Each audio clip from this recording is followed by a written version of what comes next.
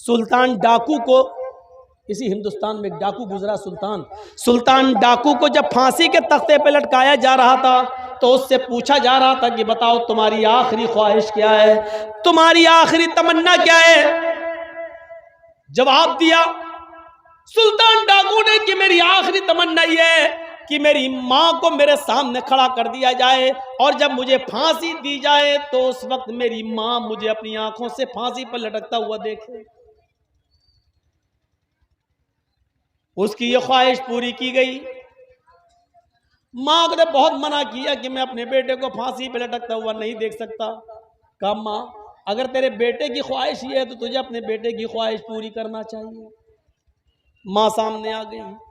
कहा बेटे, तुझे फांसी दी जा रही है और तूने ये शर्त लगा दी कि मेरी मां मुझे देखे।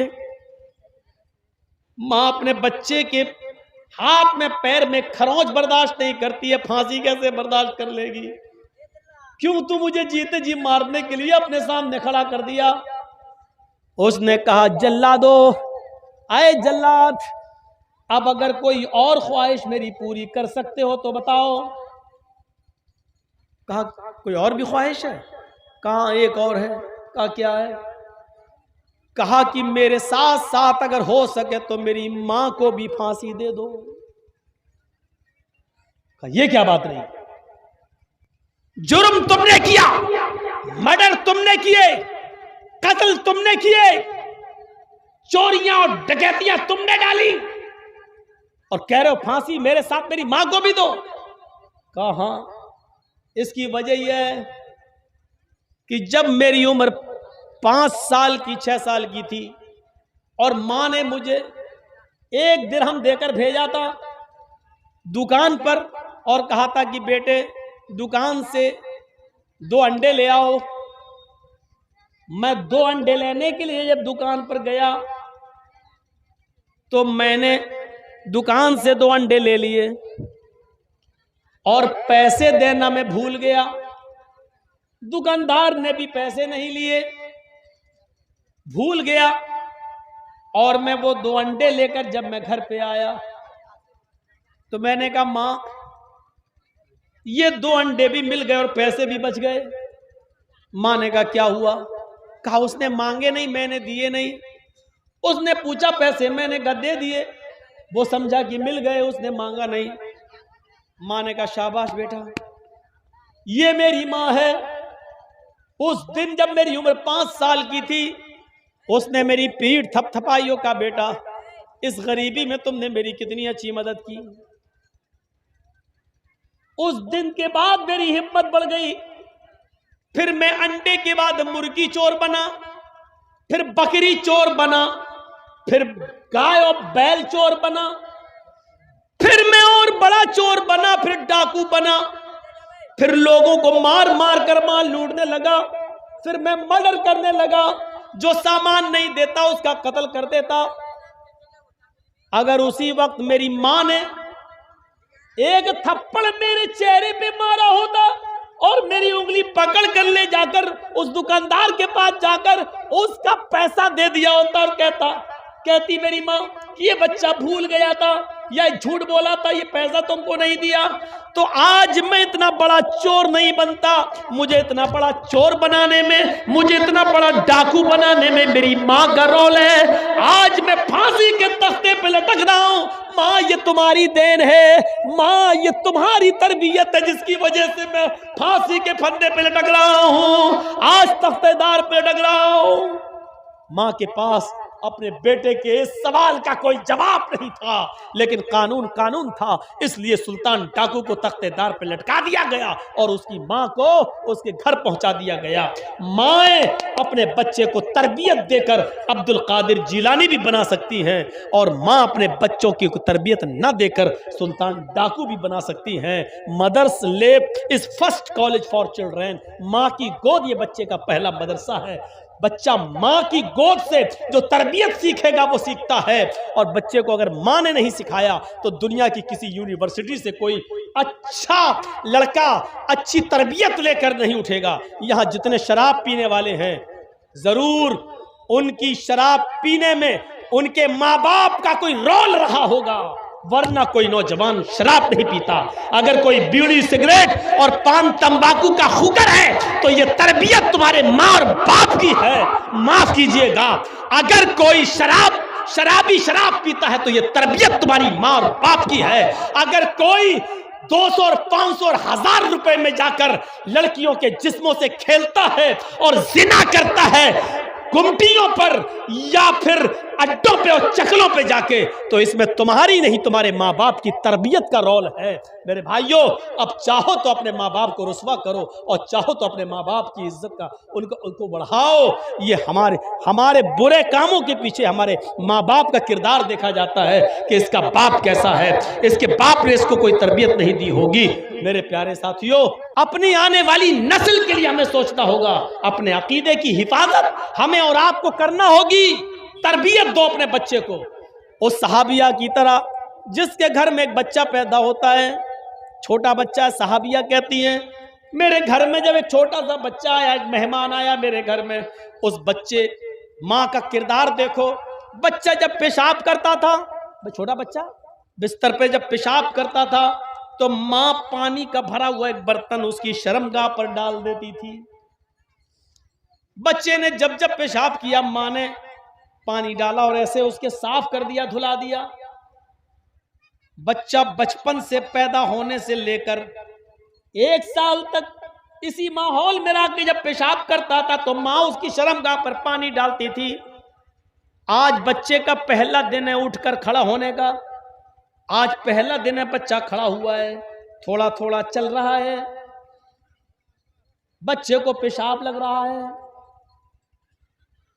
बच्चे ने देखा, मां देख रही है दूर से कि देखें बच्चा क्या करता है। बच्चा अपने पैरों के बल खड़ा होता है और धीरे धीरे चलता है। नाली में वो पेशाब करने जा रहा है, लेकिन उसने क्या देखा कि मां जो पानी का गिलास या बर्तन प्याला जो मेरी शर्मगाह पे डालती थी, उसने उसी पानी के प्याले को उठाया। थोड़ा सा पानी था, वो बच्चा दोनों हाथ से पानी का प्याला उठाकर चला गया। उसने जमीन पर प्याला रख दिया, नाली में पेशाब किया और पेशाब करने के बाद उसने पानी का वो प्याला ऐसे ही अपनी शर्मगाह पे डालकर ऐसे ऐसे धोने लगा। माँ दूर से अपने बच्चे को देख रही है। बच्चे ने, वो नहीं जानता इस्तंजा किसको कहते हैं, छोटा सा बच्चा है। माँ सिर्फ ये देखना चाहती है कि मैंने अपने बच्चे की शर्मगाह पर पेशाब की जगह पर पानी डाला, ये बच्चे को वो तरबियत मिली या नहीं। पहला दिन था, माँ ने देखा कि मेरा बच्चा पानी का प्याला उठाकर गया, बैठ गया, पेशाब किया, पानी का प्याला अपनी शर्मगाह पे डाला। माँ की आंखों में खुशी के आंसू आ गए, माँ की आंखों में खुशी के आंसू आ गए और चीखते हुए कहती है, फुज़ तो बिरब्बिल काबा, काबे के रब की कसम में कामयाब हो गई, काबे के रब की कसम में कामयाब हो गई। मैं अपने बच्चे को जो सिखाना चाहती थी मैं उसमें कामयाब हो गई, मैं अपने बच्चे को जो तरबियत देना चाहती थी मैं उसमें कामयाब हो गई। अपने जलसों में आई हुई औरतों पर नजर डालो, इनके बच्चे पेशाब कैसे करते हैं। 4-4 और 5-5 साल के बच्चों के पैंट की चैन खोली, बेटा इधर कर ले, और मां के सामने खड़े होकर पेशाब करते हैं। ये माएं अपने बच्चों को क्या तरबियत देंगी। आप भी अपने बच्चों को पैंट की चैन खुलाकर खड़े होकर पेशाब कराते हैं, आप अपने बच्चों को क्या तरबियत देंगे। हमारे बच्चे जिन स्कूलों में पढ़ते हैं उधर भी सिस्टम खड़े होकर पेशाब करने का है। पैंट की चैन खोली और गधे और कुत्ते की तरह खड़े होकर पेशाब करते हुए हमारे बच्चे नजर आएंगे। स्कूलों में सिस्टम है और वहीं से इस सिस्टम सीख कर आने के बाद पीएचडी करके डॉक्टर बनकर निकलने वाला, एमबीबीएस और एमएस और एमडी करके भी डॉक्टर बनकर आने वाले आज भी बहुत से ऐसे मिल जाएंगे जिन्होंने स्कूलों से कुछ नहीं सीखा है और आज भी खड़े होकर पेशाब करने वाले तुम्हें एयरपोर्ट पे मिल जाएंगे, स्टेशनों पे मिल जाएंगे, बस स्टॉप पर मिल जाएंगे, हर जगह जो खड़े होकर पेशाब कर रहे हैं। ये दिया है आज के कॉलेजेस और यूनिवर्सिटी ने, इतना पढ़ाने के बाद भी जो ये तालीम नहीं दे सके कि खड़े होकर पेशाब करने के बाद जो छींटे तुम्हारे कपड़ों पे आएंगी उसका कितना अजाब तुम्हें पड़ेगा, ये नहीं बता सके, आज भी इतनी तालीम नहीं दे सके। इसलिए हमें और आपको तरबियत देखना है, तरबियत कहां से मिलेगी। अब्दुल कादिर जीलानी बगदादी रहमतुल्लाह अलैह की तरफ नजर डालो। जिनको लोग आज बड़े पीर साहब का नाम देते हैं। 12 साल की उम्र में एक काफिले के साथ गए। मां ने इनको 40 अशर्फियां दी और कुर्ते के दामन में सिल दी और फरमाया, बेटे हालात चाहे कितने खराब हो, कभी झूठ मत बोलना। अब्दुल कादिर जिलानी 12 साल की उम्र में काफिले के साथ जा रहे हैं। रास्ते में चोरों ने, डाकुओं ने पूरा काफिला लूट लिया, सबका सामान लूट लिया। लूटते हुए इस बच्चे के पास आए। ए जी जी, तेरे पास भी कुछ है? 12 साल का बच्चा। हाँ है। क्या है? का 40 अशर्फी हैं? 40? हाँ, कहाँ है? कुर्ते के दामन में। ये उसको खोला, जो सुई से सिला हुआ था उसके धागे को काटा उन चोरों ने, फाड़ा, देखा 40 अशर्फी। कहा, बेटा इतनी महफूज जगह पर इसको सिल दिया था तुम्हारी मां ने, तुमने मुझे बता क्यों दिया? मैं तो यहां तक जांच ही नहीं कर पाता, मैं तो यहां तक पहुंच ही नहीं पाता, और जब ये माल छुपा था तो तुमने क्यों बता दिया हमें? फरमाया कि मेरी मां ने मुझे चलते वक्त नसीहत की थी कि बेटे हालात चाहे कितने खराब हो लेकिन कभी झूठ मत बोलना। मैंने अपनी मां का कहना माना है। आप इनको लेना चाहें ले ले, लेकिन मैं अपनी मां की नाफरमानी नहीं कर सकता। इस बात का चोरों पर इतना गहरा असर हुआ, इतना गहरा असर हुआ कि उन तमाम चोरों ने अपने सरदार को बुलाया और तमाम डाकुओं को इकट्ठा करके पूरी बात बताई। जब पूरी बात बताई तो उन चोरों ने कहा कि ये बच्चा अपने माँ की इतनी बात मानता है, अपने माँ का इतना कहना मानता है, और हमारी तो पूरी की पूरी जिंदगी, हमारी तो पूरी की पूरी जिंदगी चोरी में गुजर गई, डकैती में गुजर गई, हमारी पूरी की पूरी जिंदगी जो है गुनाहों के कामों में, शराब नोशी में और डाकू में और डाका जनी के अंदर गुजर गई। हमारा क्या होना चाहिए?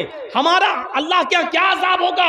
ये सारी बातें उन चोरों ने आपस में की और फिर कहा कि सबका सामान लूटा हुआ वापस कर दो और अल्लाह ताला से आज ही तौबा करो। चोरों ने उसी दिन तौबा की, सबका लूटा हुआ सामान वापस कर दिया और कहा, ये बच्चा जब इतनी बात मानता अपनी माँ का, और हमें अपने रब की नाफरमानी करने से फुर्सत नहीं मिलती। सब चोरों का ने सामान लौटा दिया। इस एक बच्चे के सच बोलने की वजह से सबका सामान मिल गया और उन चोरों को, उन डाकुओं को हिदायत भी मिल गई। माएँ इस तरीके से तरबियत दिया करती थी अपनी औलाद को, माँ इस तरीके से तरबियत दिया करती थी अपनी औलाद को।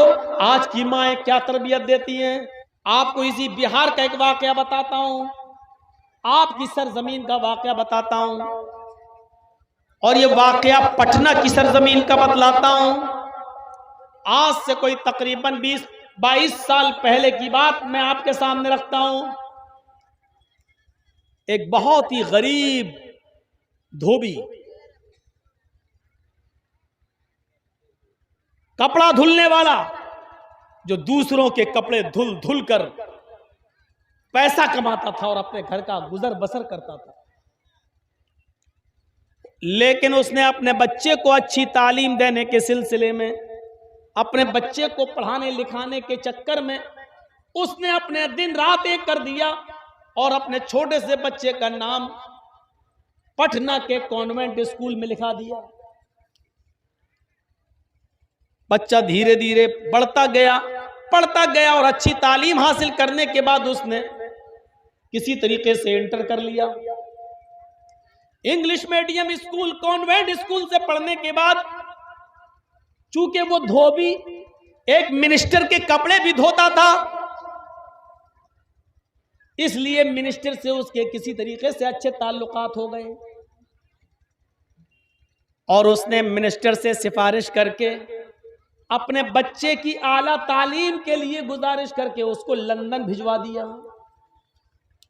मोहल्ले में बड़ा शौक था, खुश था, एक धोबी का बेटा, वाह धोबी की किस्मत देखो। धोबी ने क्या अपने बच्चे को पढ़ाया, धोबी का बेटा तो आज लंदन में ऑक्सफोर्ड यूनिवर्सिटी में पढ़ रहा है। ये बेटा 4 साल के लिए लंदन चला गया। उस जमाने में मोबाइल नहीं थे, उस जमाने में टेलीफोन ये रिसीवर वाले थे या लेटर 1 साल 3 साल 3.5 साल मुकम्मल करने के बाद बेटे ने एक लेटर लिखा अपने बाप को, पिताजी बहुत अच्छी पढ़ाई चल रही है हमारे यहां और आप हमारी तरफ से चिंता करना छोड़ दीजिए। मैंने यहां इंग्लिश में ये डिग्री ले ली है और मैंने यहां अपने मिजाज से अपनी आदत से मेल खाने वाली एक क्रिश्चियन लड़की से शादी भी कर ली है।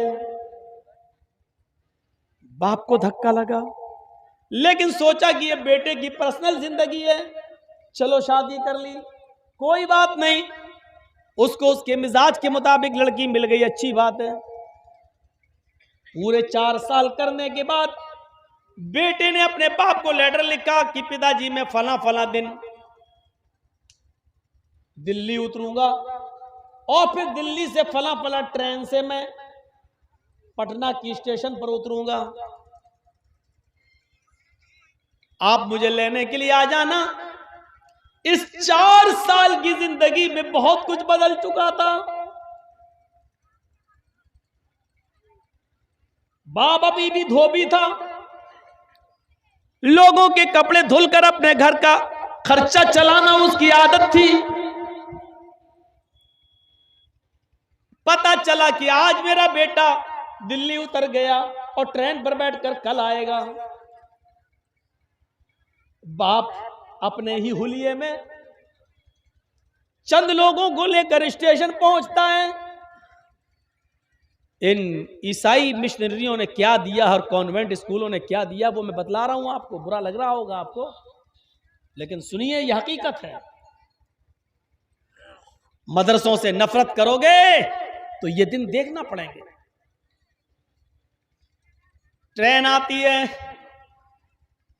एक कोच से लड़का निकलता है और उसकी क्रिश्चियन बीवी भी निकलती है जो भी हिंदी से नावाकिफ है, जो बिल्कुल हिंदी नहीं जानती है।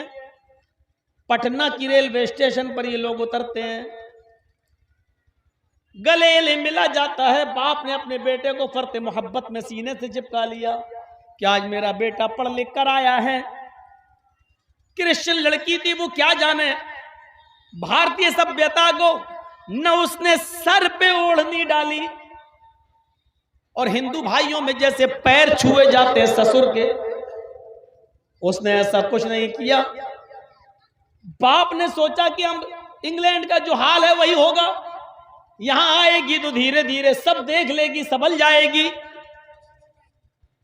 बाप ने फरते मोहब्बत में अपने बच्चे का, अपने बेटे का, अपनी बहू का सारा सामान उठाकर अपने सर पर लाद लिया। बाप बाप होता है। चलो अब मेरी गरीबी के दिन दूर हो जाएंगे, मेरा बेटा पढ़ लिख कर आया है, मिनिस्टर से बात करके उसको नौकरी लगवा देंगे, या इतनी बड़ी डिग्री मिल गई है वो उसको खुद ही नौकरी मिल जाएगी। फरते मोहब्बत में बाप ने सामान उठा लिया अपने सर के ऊपर और लेकर चलने लगा। उसकी बीवी समझ नहीं पाई कि ये कौन आदमी है और कुलियों की तरह अपने सर पर सामान कैसे लाद लिया। उसने पूछा हु इज ही। क्रिश्चियन लड़की अपने पति से, हस्बैंड से पूछती है हु इज ही, वो कौन है जिसने ये सामान अपने सर पर लाद लिया। 4 साल लंदन में पढ़कर आने वाले लड़के ने देखा कि मेरी बीवी मेरी बाप को बहुत बुरी नजरों से देख रही है, और ऐसा तो कभी लंदन में होता नहीं था। तो उसने आइडेंटिटी छिपा ली, ये नहीं बताया कि ये मेरा बाप है। उसने कहा क्या हुआ, हु इज ही, कौन है। लड़के के मुंह से जुमला निकला ही इज माई सर्वेंट, ये मेरा नौकर है। बाप चाहे कितना बड़ा गंवार रहा हो, लेकिन टूटी फूटी इतनी अंग्रेजी तो जानता ही था। बाप आगे आगे सामान उठाकर चल रहा था। जब उसकी बीवी ने पूछा हु इज ही, वो कौन है, और उस पर बेटे ने जवाब दिया, ही इज माई सर्वेंट। तो कदमों के नीचे से जमीन सरक गई, दिल को चोट लगी। एक मर्तबा तो सोचा काश जमीन फट जाती, मैं जमीन में धंस जाता। क्या यही दिन देखने के लिए अपने बच्चे को कॉन्वेंट में डाला था? क्या यही दिन देखने के लिए मैंने मिनिस्टर से सिफारिश करके मैंने लंदन पढ़ने के लिए भेजा था? और क्या लंदन में 4 साल रहने के बाद ये वो सीख कर आएगा? बेटे ने जो जवाब दिया उस पर बाप को इतना सदमा नहीं हुआ जितना सदमा फ्यूचर को लेकर, मुस्तकबिल को लेकर होने लगा कि अब मेरी जिंदगी तो चंद दिनों की है। ये अंग्रेज औरत जो मेरे घर में आ गई, इससे जो बच्चे पैदा होंगे उन बच्चों का क्या होगा? मेरे मरने के बाद मेरी बीवी को भी अपनी मां समझेगा या नहीं समझेगा? ये औरत उसको अपनी सास मानेगी या ना मानेगी? इधर मैं मर गया तो मेरी बीवी कहीं दर दर की ठोकर ना खाने लगे, 2 टाइम का कोई खाना भी देगा या ना देगा? ये सारे ख्यालात उसके जहन में आने लगे। फिर भी औरत के सामने, उसकी नई बीवी के सामने अपने इस बाप ने अपनी जबान न खोली और सामान ले जाकर अपने घर में रख दिया और एक कमरे में बता दिया कि बेटा ये तुम्हारा कमरा है, ये तुम्हारी बीवी का कमरा है। और खुद नौकरों की तरह रहने लगा कि मेरी बहू को इस बात का इल्म न हो कि ये मेरा बाप है, वरना क्या सोचेगी और मेरे बेटे की इज्जत में कहीं फर्क ना आ जाए। बेटे को एक नौकरी मिल गई, वो ऑफिस जाने लगा। बाप अपने बेटे का लंच लेकर कभी कभी ऑफिस जाता था। लोग उससे पूछते थे बेटे से ये कौन है? उस वक्त भी वो सच्चाई बताने से इनकार करता था और कहता था ये मेरा पड़ोसी है, कभी कहता था कि ये मेरा जानने वाला है, कभी कहता था ये मेरे जानने वाले के बाप हैं, कभी कुछ कभी कुछ। एक दिन किसी ने पूछा भाई बताओ ये रोजाना आता है, ये कौन है? लड़के ने कहा ये मेरे जानने वाले हैं, खाना लेके आते हैं। बाप आज गुस्सा बर्दाश्त न कर सका और बाप ने छोड़ते ही कह दिया बेटा मैं तेरा नहीं तेरी मां का जानने वाला हूं। बेटा मैं तेरा नहीं तेरी मां का जानने वाला हूं, ताकि सबके सामने एहसास हो सके। लोगों ने कहा क्या मतलब? कहा ये अच्छी तरीके से जानता है इसकी मां कौन है और मेरा उसकी मां के साथ ताल्लुक है, यानी वो मेरी बीवी है। लड़के को आज बड़ी शर्म आई कि सबके सामने बाप ने अपने आप को मेरा बाप कह दिया। उसने कोर्ट में जाकर मुकदमा दायर कर दिया और एक नोटिस भेज दिया और अपने बाप को हुक्म दिया कि कोर्ट में ये साबित करो कि मैं तुम्हारा बेटा हूं, वरना जिंदगी तुम्हारी तबाह कर दूंगा। मुकदमा लड़वाते लड़वाते मेरे प्यारे साथियों वो मुकदमा पटना की अदालत में चला, लेकिन भारत की अदालत इतनी जल्दी फैसले कहां करती है? मुकदमे लटके रहते हैं। मुकदमा खत्म होने से पहले ही बाप का इस दुनिया से इंतकाल हो जाता है, ये बाप इस दुनिया से चला जाता है, ये धोबी मर जाता है। मेरे भाइयों गौर करो कि कॉन्वेंट स्कूल में उसने पढ़ाया था कि मेरा बेटा एक अच्छी पढ़ाई पढ़ेगा, आला तालीम हासिल करेगा।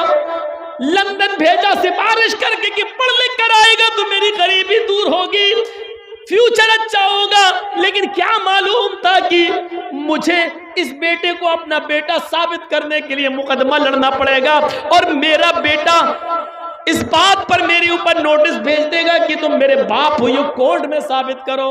मेरे प्यारे साथियों आज की मौजूदा तालीम ने और मौजूदा कॉन्वेंट ईसाई मिशनरियों ने बाप और बेटे की तमीज को भी खत्म कर दिया है। गौर करो वो अमेरिका और गौर करो वो लंदन, जहां आज भी जब किसी के घर में बच्चा पैदा होता है तो बाप जल्दी से यकीन नहीं करता है कि ये मेरा ही बेटा या किसी दूसरे का।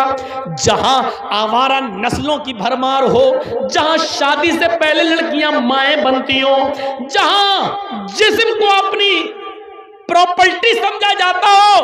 कोई जरूरी नहीं कि शादी के बाद पति इस्तेमाल करे।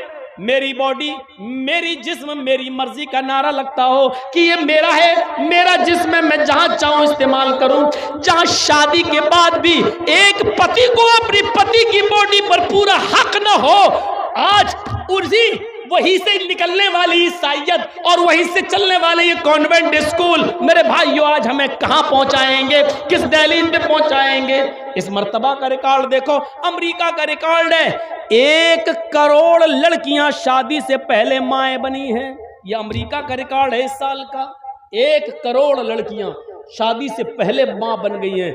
ये वो लड़कियां मां बनी हैं जिन्होंने आलाते मने हमल इस्तेमाल किया था, यानी बच्चा ना हो रोकने वाली दवाएं या रोकने वाली चीजें इस्तेमाल की थी, इसके बावजूद हमल ठहर गया। जिन लोगों ने इस्तेमाल की होंगी और वो कामयाब हो गई होंगी और हमल नहीं ठहरा होगा, अगर उनकी तादाद जोड़ी जाए तो कहां तक पहुंचेगी उसका कोई ठिकाना नहीं है। ये उनकी गिनती है जिन्होंने आलाते मने हमल इस्तेमाल किया और फिर भी हमल ठहर गया।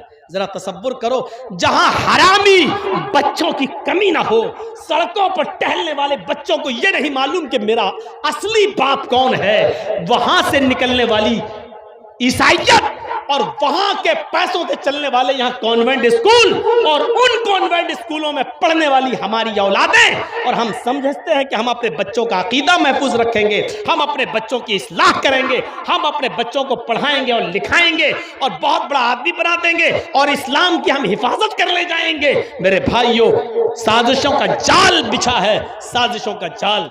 शायद आपको मालूम है, जिस दिन उत्तर प्रदेश के अंदर दोबारा मुख्यमंत्री बना हुआ योगी आदित्यनाथ, जिस दिन 25 मार्च को शपथ ले रहा था, शपथ दोबारा मुख्यमंत्री बनने की शपथ, जिस वक्त वो शपथ ले रहा था, उसी वक्त बहराइच के एक मदरसे पर बुलडोजर चल रहा था।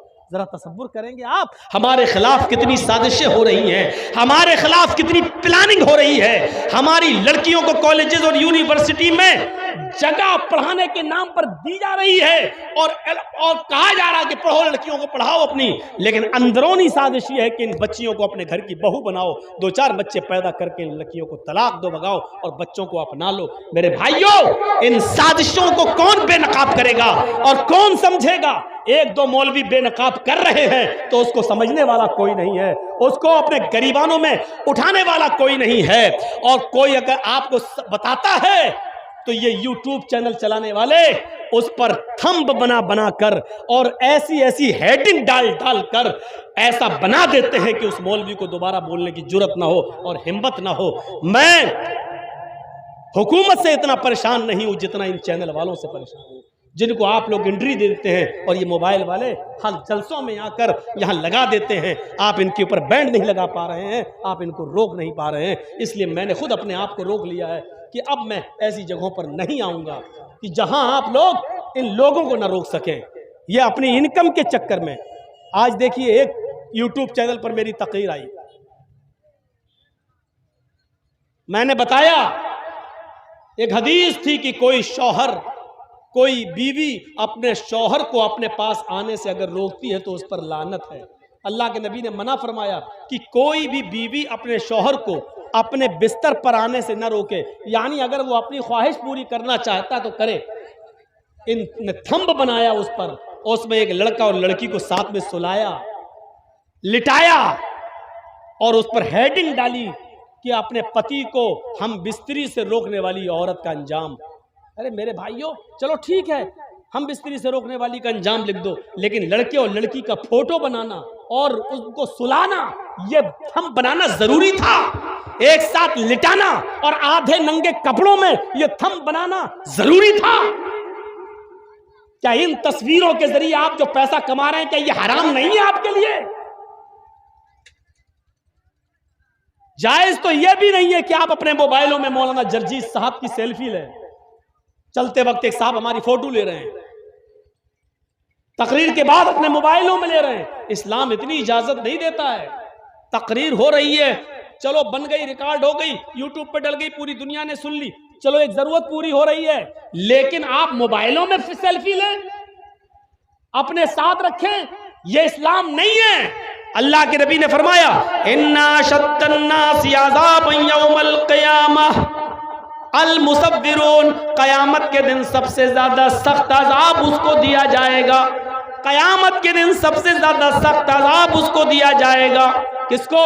कयामत के दिन सबसे ज्यादा हार्ड और सबसे ज्यादा सख्त अज़ाब उसको दिया जाएगा जो तस्वीरें खींचते होंगे, जो तस्वीरें बनाते होंगे। पासपोर्ट में फोटो खींचना जरूरी है, उस वक्त ले लो। आधार कार्ड के लिए फोटो जरूरी है, चलो ले लो। लेकिन दुकान पे बैठे अपनी सेल्फी ले रहे हैं, भेज दो। जर्जी साहब आपके पास आया हो, चाय पी लीजिए, आप चाय पिला रहे, फोटो ले ली, भेज दी, देखो जर्जी साहब हमारी दुकान पे आए। इतनी इजाजत नहीं है इस्लाम के अंदर। अल्लाह के नबी ने यह नहीं कहा अजाब होगा, अल्लाह के नबी ने कहा सबसे ज्यादा सख्त अजाब होगा।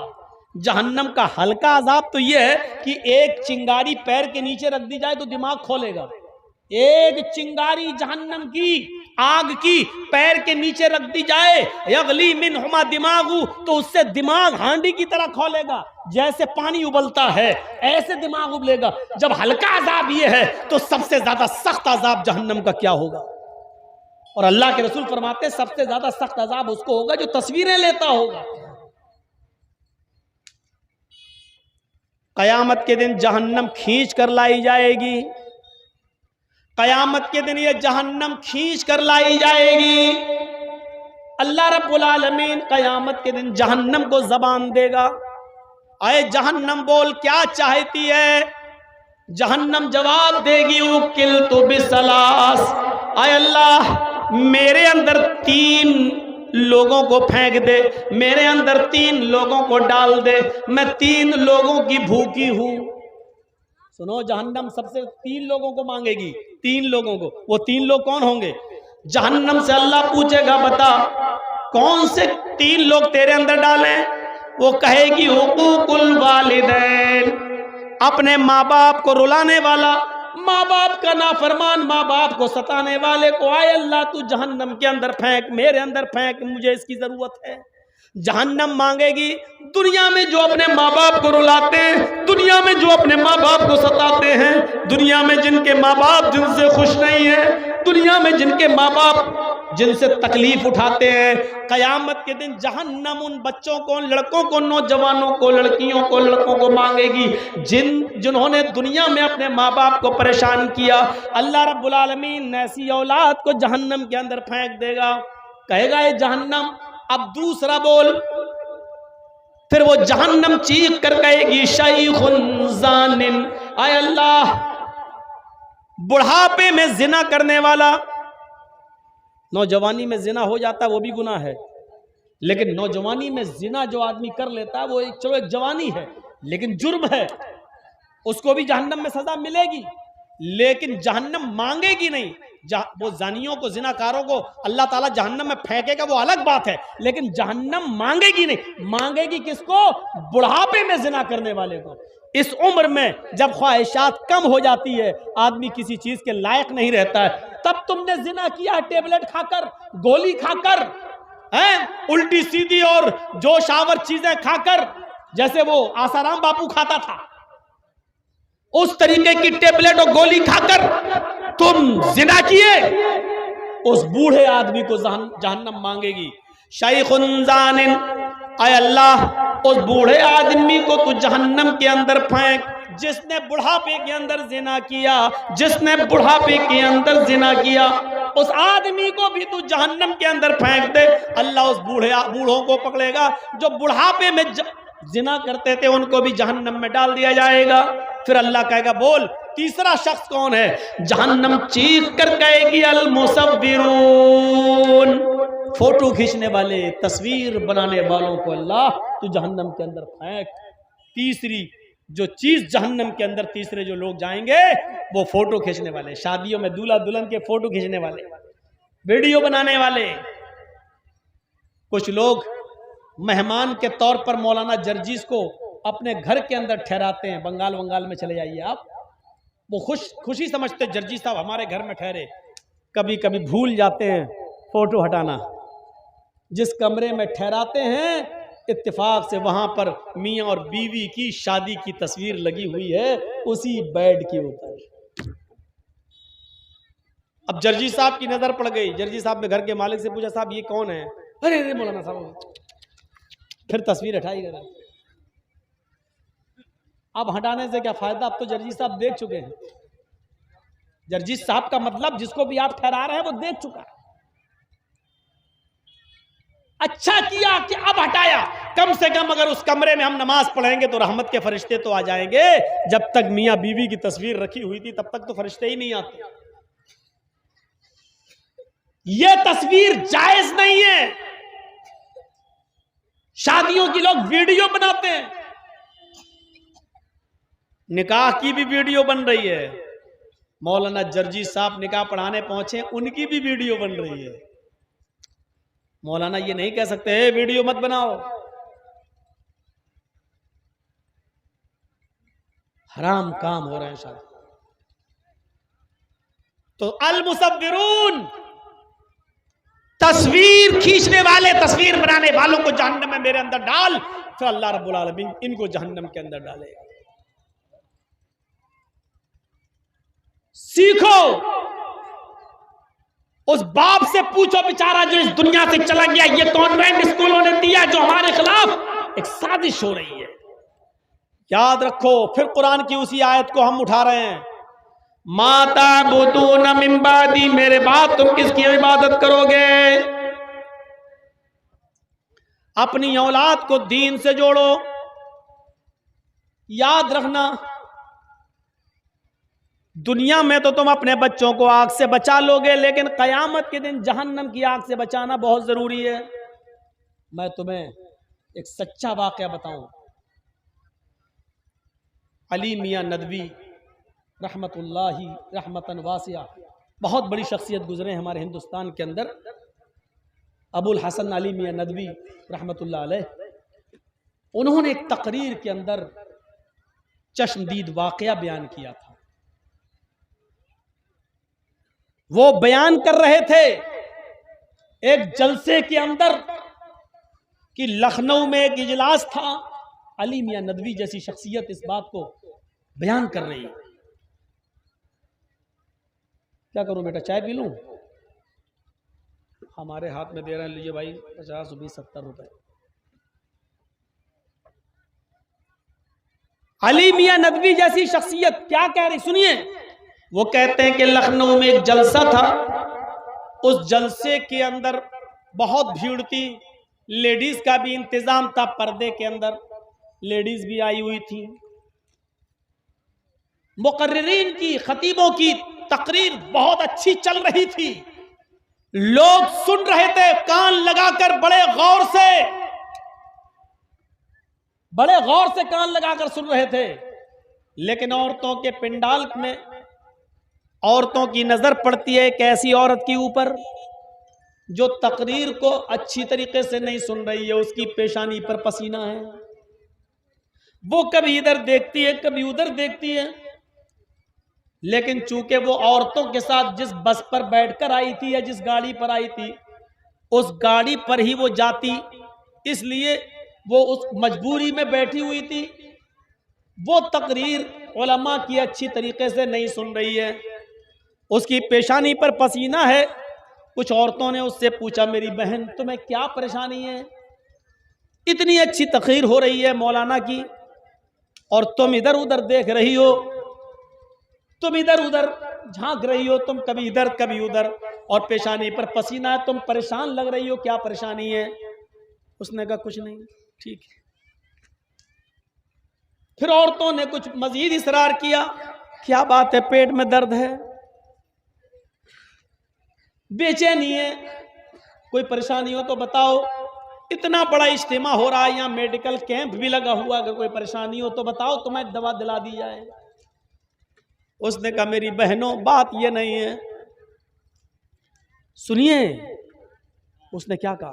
उसने कहा मेरी बहनों बात ये नहीं है, बात दरअसल ये है कि मुझे ये नहीं मालूम था कि ये जलसा इतनी देर तक चलेगा। मैं अपने एक छोटे से बच्चे को घर में छोड़कर आई हूं, लेकिन जिस कमरे में मेरा बच्चा सो रहा है उसी बिस्तर पर मैं माचिस दिया सलाई भूल आई हूं।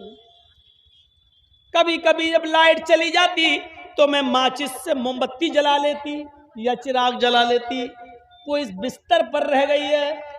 मुझे ये डर लग रहा है कहीं मेरे बच्चे की आंख अगर खुल गई, उस बच्चे ने कहीं माचिस उठा ली और उसकी तीली जलाई और वो अगर बिस्तर पे गिर गई या उसके कपड़े पे गिर गई तो मेरे बच्चे का क्या होगा।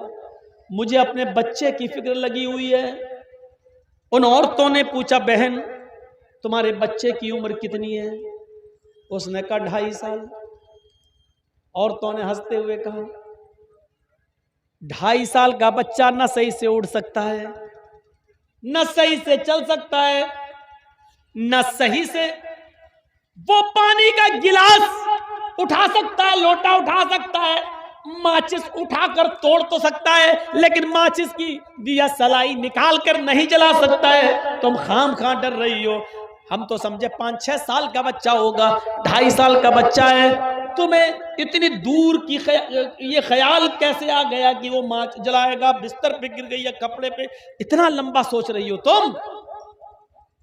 इस औरत ने जवाब दिया, हाँ तुम ऐसा कह सकती हो, तुम ऐसा सोच सकती हो, तुम ऐसा इसलिए कह रही हो क्योंकि बिस्तर पर तुम्हारा बेटा नहीं है। मैं ऐसा इसलिए डर रही हूं कि उस बिस्तर पर मेरा बच्चा है। उस औरत ने कहा कि तुम ऐसा इसलिए कह रही हो क्योंकि वो तुम्हारा बेटा नहीं है, और मैं इसलिए डर रही हूं क्योंकि वो मेरा बेटा है। मैं अपने बेटे को जितना जानती हूं उतना तुम नहीं जानता। बहरहाल गाड़ी तो तभी गई जब जलसा खत्म हो गया। ये औरत कुछ नहीं सुन पाई कि क्या बोले हैं मौलाना, क्या बोले हैं, किस पर अमल करना किस पर नहीं करना। जैसी आवाज आई, जल्दी आओ गाड़ी जा रही है, ये बस में बैठी। जिस सवारी पर सारी गांव की औरतें आई थी उसी बस पर ये बैठ जाती है, और जब घर पहुंचती है तो जो जो ख्यालात इसके जहन में थे वो सब कुछ हो चुका था। वो बच्चा उठ भी चुका था, वो बच्चा माचिस की उठा भी चुका था, माचिस से तीली निकाल भी चुका था, माचिस पर रगड़ भी चुका था, और जलती हुई वो तीली बिस्तर पर गिर भी चुकी थी, और बिस्तर के साथ साथ पूरा घर जलकर राख हो चुका था, और उसमें बच्चा भी जलकर राख हो चुका था। इस पूरे वाक़े को बताने का मेरा सिर्फ एक ही मकसद है नौजवानों और बुजुर्गों, जितना हम अपने बच्चों के लिए दुनिया की आग से डरते हैं कि मेरा बच्चा ये ना कर ले, माचिस ना उठा ले, हम इन चीज़ों को अपने बच्चों से दूर रखते हैं। लाइटर दूर रखते हैं, हम माचिस दूर रखते हैं, चिराग दूर रखते हैं ताकि बच्चे का हाथ वहां तक न पहुंचे। जितने हम दुनिया की आग से बचाने की फिक्र करते हैं अपने बच्चों को, अगर जहन्नम की आग से बचाने की भी उतनी फिक्र कर लें तो याद रखो, कोई भी अपने बच्चों को कॉन्वेंट स्कूल में पढ़ाकर अपने बच्चों का अकीदा खराब न करे, क्योंकि कॉन्वेंट स्कूल में पढ़ाने के बाद ये बच्चा ना माँ को पहचान रहा है, ना अपने बाप पहचान रहा है, ना अपने रब को पहचान रहा है, ना अपने दीन को पहचान रहा है, बल्कि इन सब लोगों को भूल कर वो जहन्नम के करीब जा रहा है। ये हमें सोचना होगा, अपनी आने वाली नस्ल के लिए हमें सोचना होगा। अपने अकीदे की हिफाजत हमें और आपको करना होगी। तरबियत दो अपने बच्चे को। एक और कॉन्वेंट स्कूल है। ऐसे स्कूल कितने ज्यादा हैं, ये तो वो स्कूल हैं जो पता चल गया है और जिनके बारे में पता नहीं चला अंदरूनी तौर पर जो स्कीम है, जो पढ़ाई हो रही है, बड़ी खतरनाक। एक और कॉन्वेंट स्कूल है आपके इसी भारत के अंदर, इसी हिंदुस्तान के अंदर। उस कॉन्वेंट स्कूल में ये पढ़ाया जा रहा है, बच्चों पेशाब जब लगे तो फौरन कर लेना चाहिए, फौरन परमिशन मांगना, एक उंगली उठा देना, चाहे कितना अहम पीरियड हो हम आपको परमिशन दे देंगे, तुम पेशाब करने चले जाना। ज्यादा देर पेशाब रोकने से मसाने कमजोर हो जाते हैं, ये लीवर का जो मसाना होता है वो कमजोर हो जाता है, इसलिए बहुत सी बीमारियां उससे जन्म लेती हैं। छोटे छोटे बच्चों को जब ये पढ़ाया जा रहा है और फौरन जैसे बच्चे ने उंगली उठाई, मैडम कह रही जाओ, ये बच्चों के जहन में ये बिठा दिया गया है कि पेशाब लगे तो रोकना नहीं चाहिए, फौरन पेशाब करना चाहिए।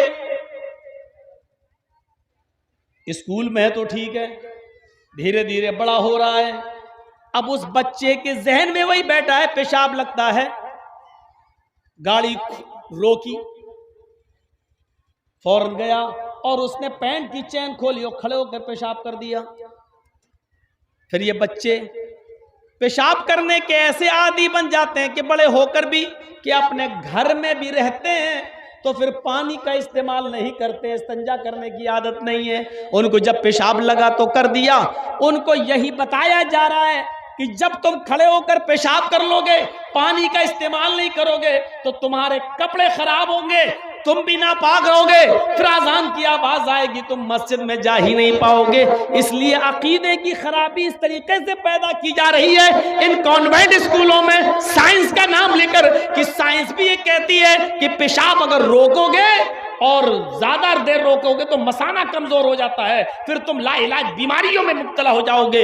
इन बच्चों के जहन में बड़े होने के बाद भी वही चीज भरी पड़ी है, और ऐसी भरी पड़ी है कि वो पेशाब करते हैं और इस्तिंजा नहीं करते हैं और अल्लाह रब्बुल आलमीन की लानत के मुस्तहिक हो जाते हैं। जबकि हदीस ये कहती है कि कब्र में अजाब सबसे ज्यादा दो चीजों की वजह से होता है, एक गीबत और चुगली की वजह से, और एक पेशाब करके इस्तिंजा न करने की वजह से, यानी पेशाब की छींटों से न बचने की वजह से हम अल्लाह की लानत के मुस्तहिक हो जाते हैं।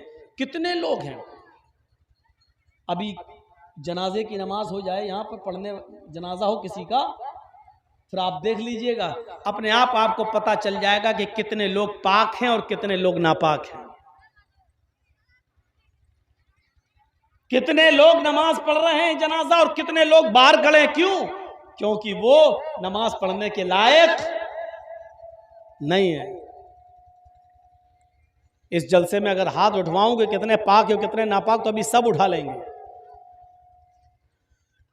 लेकिन हम जानते हैं कि सब पाक नहीं हो सकते हैं, हम जानते हैं। इस तरीके से जहन खराब किया जा रहा है कॉन्वेंट स्कूलों के अंदर, और ये साजिश है मुसलमानों के बच्चों को इस्लाम से दूर करने की। और हम आला तालीम के चक्कर में, मेरा बेटा कहां पढ़ रहा, कॉन्वेंट में पढ़ रहा, अच्छे स्कूल में पढ़ रहा, इंग्लिश मीडियम स्कूल में पढ़ रहा, लेकिन हम इन साजिशों को समझ नहीं पा रहे हैं। बेटा आके बताता, पापा आज मैडम ने ये पढ़ाया कि ज्यादा देर पेशाब को अगर रोकेंगे तो मसाना कमजोर होता है, और बाप समझ रहा वाह मेरा बेटा कितनी अच्छी साइंस पढ़ रहा है, मैडम उसको मेडिकल बायो पढ़ा रही है, मैडम उसको बतला रही है कि ये कितनी अच्छी है, लेकिन उसके पीछे उसको ये नहीं मालूम कि साजिश क्या रची गई है। इन मुसलमान बच्चों के जहन में अभी से ये बात डाल दी जाए ताकि बड़े होने तक पेशाब लगते ही फौरन पेशाब कर लें, ये पानी का इंतजार न करें, क्योंकि इनके जहन में ये बैठा रहेगा कि पेशाब अगर रोकेंगे पानी के इंतजार तक, तब तक तो हमारा कहीं मसाना कमजोर ना हो जाए। इसलिए वो बेचारे खड़े होकर भी पेशाब कर लेते हैं, बैठ के भी करते हैं तो बगैर पानी के पेशाब करते हैं। जबकि थोड़ी देर 5 मिनट 10 मिनट 15 मिनट तक पेशाब को रोकना और पानी के इंतजार तक पेशाब को रोके रहने में कोई बुराई नहीं है, और कोई आपके मसाने पे कमजोरी नहीं पैदा होगी।